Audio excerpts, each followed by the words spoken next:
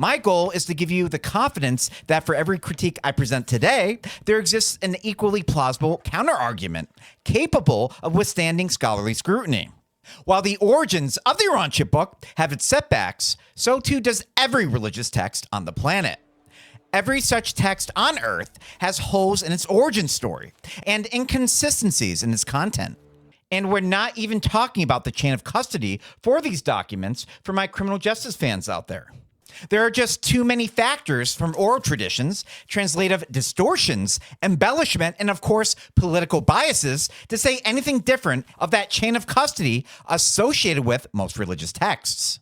For challengers of this premise, I would simply ask those critics which translation of the Book of Revelation is accurate.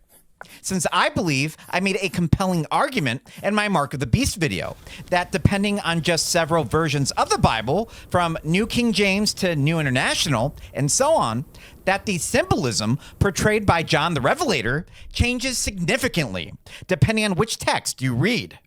When it comes to the Urantia Book, we throw in some additional spice surrounding higher beings that do not necessarily understand us fully, that took shortcuts reading from human authors, and of course, human efforts to unintentionally distort the Urantia Book's message during the editorial process.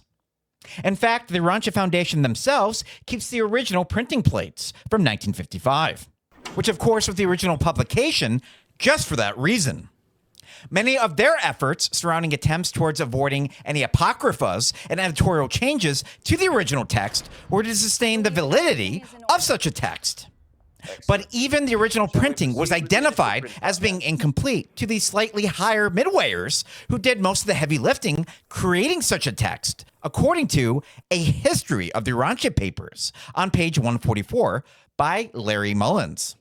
A reality that will be even lightly challenged with Emma L. Christensen, who purportedly also made changes to the original 1955 version of such a text over the course of just over a decade, purportedly being directed by their own set of midwayers around the year 1967 on page 195 of Mullins' text, bypassing the contact permission process entirely that was made to resist unilateral decision-making and, of course, editing. So consequently, the question never was whether or not a text was wholly or completely accurate, but rather, how close has it come to God's original message, given decades to millenniums of translational drift, cultural bias, and human misunderstanding whose remnants remain with most religious texts.